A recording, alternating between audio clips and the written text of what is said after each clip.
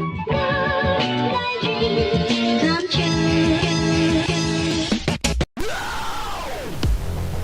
Coffee Lovers, hari ini gue punya liputan spesial di daerah FX Senayan. Ada liputan spesial, ketemu sama siapa, nanti gue bakal kasih tahu nih. Tapi sebelumnya, kita ke dalam dulu buat lihat-lihat, dan akan gue kasih tahu tamu spesialnya nanti. Oke, bye!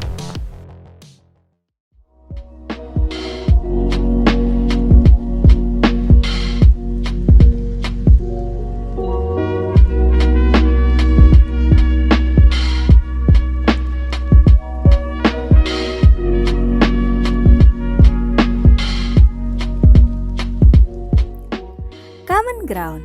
Pecinta kopi rasanya harus tahu tempat ngopi kekinian satu ini. Berada di FX Sudirman lantai 1 Jakarta Pusat yang terdiri dari 2 lantai dengan smoking area. Kalian tidak hanya bisa menikmati kopi enak, tapi juga kalian bisa membeli biji kopi pilihan yang spesial dari Common Ground. 2 house blend andalan Common Ground ada Flora Technica dan Cloak & Dagger. Bagi kalian yang suka rasa coklat susu, buah blueberry, dan almond, Flora Technica akan cocok banget buat kalian. Sementara Cloak & Dagger punya rasa almond panggang, kulit jeruk, dan teh hitam.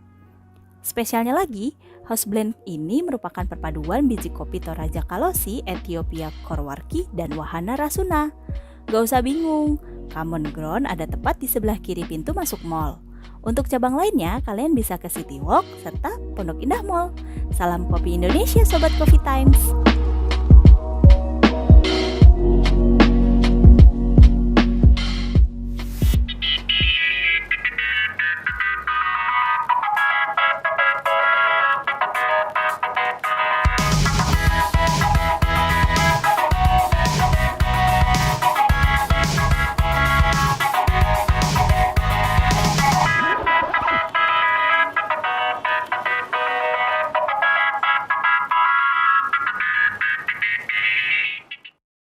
Halo Coffee Lovers, jadi ini dia yang spesial. Hari ini gue ditemenin nih sama Mas Daryanto namanya.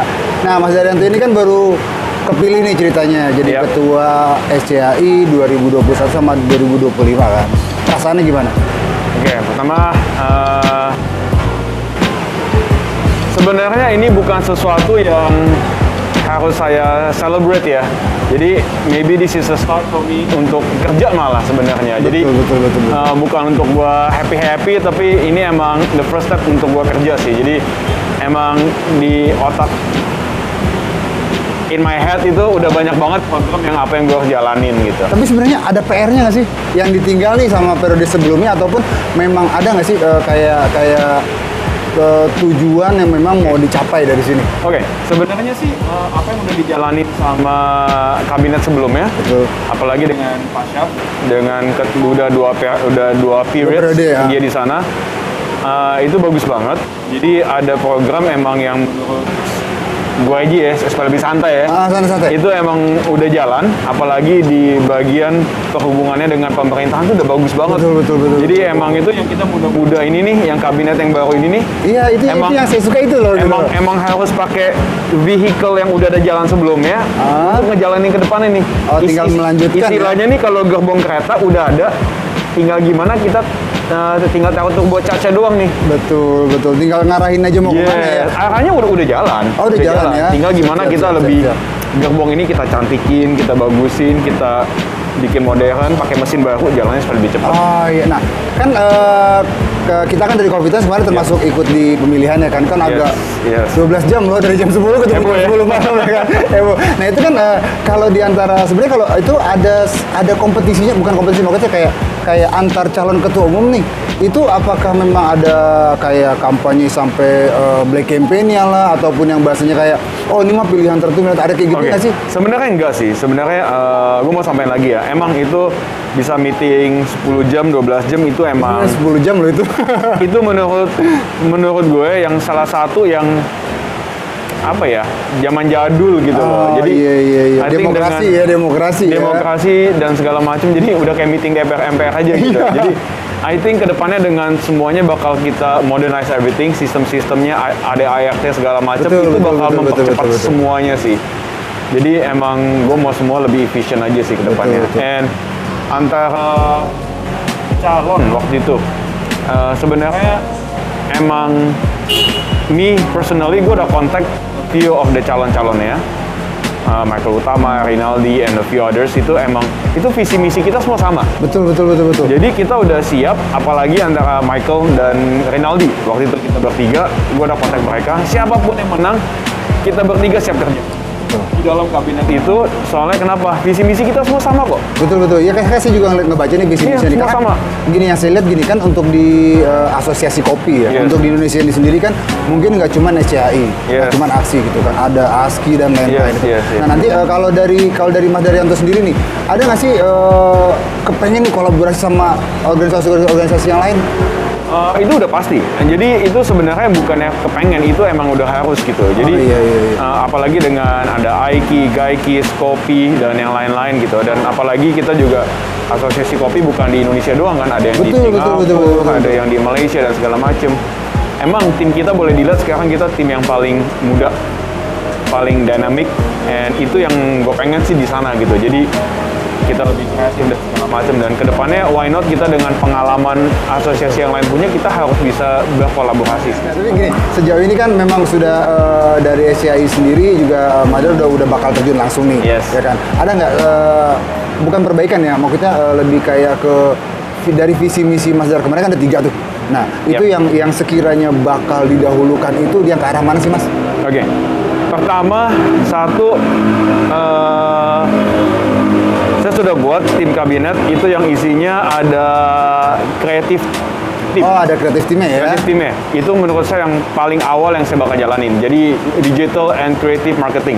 Oh iya, jadi zaman kayak gini, kayak digital tuh udah paling jadi itu ya. Menurut saya yang pertama bakal saya jalanin. Dengan adanya kreatif tim, semua bakal ke digitalize. Iya, betul. Website bakal dibagusin, social media dijalanin, and hopefully members bisa akses ke data-data lebih gampang. Betul, karena jadi, banyak juga membernya sih ya. Yes, information dan segala macam bisa digarap lebih cepat. Jadi pelan-pelan baru kita mulai ke events dan yang lain-lain gitu. Dan satu lagi, yang paling penting edukasi. Edukasi ya, karena edukasi mungkin paling penting. Kalau menurut kita karena beberapa yang awam nih kan agak sedikit bertanya kenapa sih kopi jadi banyak banget gitu. Kalau mereka taunya beli di warung ataupun di supermarket gitu kan yang sobek jadi gitu. Nah itu untuk lebih edukasinya tuh ada nggak Mas bentukan event-event tertentu mungkin yang nanti bakal diadakan? Menurut saya emang kopi kalau kita lihat dari chain-nya tuh banyak gitu loh. Jadi emang kita di specialty coffee kita specialize untuk ngedidik yang di atas nih.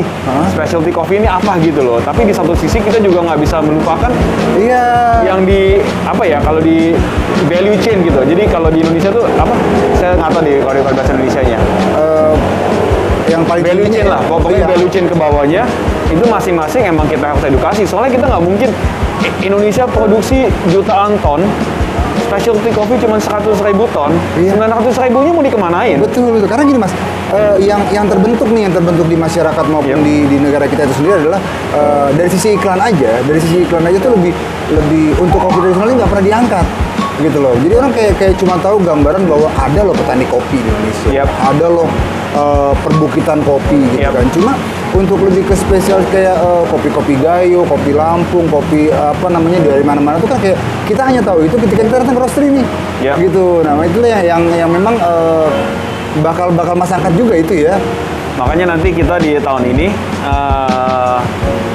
insya Allah akhir tahun itu bakal berjalan. Namanya ada program Cup of Excellence. Oke. Jadi Cup of Excellence ini program memang yang udah dijalanin di luar negeri. Jadi tiap negara mereka punya masing-masing Cup of Excellence. Di Indonesia bakal kita jalanin. Itu kopi-kopi sampai dari Sabang sampai Merauke kita bakal curate. Kita bakal pilih yang paling bagus yang mana. Nanti kita bakal ngadain lelang. Dan lelang supaya dunia pun menilai bahwa Indonesia juga punya yang spesialnya ya. Dan auction ini bakal dijalankan lewat portal ACE. Jadi Cup of Excellence itu buyer-buyer dari luar negeri bisa ngelihat, dari Jepang, dari Amerika, dari Australia, dari Eropa itu bakal bisa akses. takutnya malah hasil dari kopi dalam negeri ini malah dimanfaatkan sama negara lain seperti itu takutnya ya. Sebenarnya ada plus minus sih. Kalau emang kita ada something yang kita bisa trade off, kenapa enggak? Oh betul. Iya kan? Nah tapi kalau yang Mas tahu nih gitu kan dari pemerintah sendiri untuk care-nya ke dalam dunia perkopian tradisional seperti apa sih Mas? Kalau yang Mas tahu nih gitu. Sepengetahuan saya, jadi ini ya, jadi emang di zamannya pemerintahan sekarang dari perdagangan, pertanian dan segala macam, emang kopi kelihatannya jadi salah satu komoditi yang bakal dipush. Oke. Ya Iya kan? karena lagi mau mulai naik-naik. Yes, jadi emang apa ya kalau kita bilang lagi trendy lah. Iya benar. Dari kopi susu dari mana? Jadi emang wajar untuk kopi di-push sebagai untuk jadi komoditi nomor 1 di Indonesia ya. Saya belum bilang bakal di dunia dulu ya. Betul. Tapi kita harus tahu nih arah kita kemana gitu loh. Iya kan? Jadi kita nggak bisa, wah nanti kopi si A harus buka di luar negeri. Dan kita juga harus tahu cara bukanya gimana. Iya. Prosesnya ada gitu. Jadi bukan cuman main buka-buka aja aja gitu. Karena gini Mas yang buka coffee shop gampang kok, yang tutup juga banyak. Mas banyak banget. Jadi Betul. gini, kalau mungkin kita ke daerah selatan atau barat nih gitu kan, hampir per 100 meter udah ada nih coffee shop baru yang kadang beberapa kasarnya beberapa orang-orang yang awam nih kayak terbodohi dengan ini adalah kopi ini padahal dia dari biji kopi yang biasa mungkin seperti itu Mas. Artinya standarisasinya sendiri pun akan dibentuk nanti ya. Pasti, makanya saya bilang salah satu yang paling penting itu edukasi. Jadi bukan edukasi di hulu, di hilir, tapi edukasi bisnis itu penting banget. Penting banget. Gimana cara kita bisa sustain bisnis kita, apalagi dengan keadaan COVID kayak gini nih. Namanya branding, marketing, finance, cash flow itu penting banget. Nah, sebenarnya dari awalnya nih, saya mau tanya balik ke belakang lu nih. Kok bisa sih terjun di dunia perkopian ini? Apalagi kan kopinya kopi tradisional yang notabene-nya nih di Indonesia tuh orang mungkin lebih ke mindset dengan kopi sobek dibandingkan kopi roastery ataupun kopi tradisional. Jujur kalau lihat dari my background itself, itu I grew up in a family of commodities.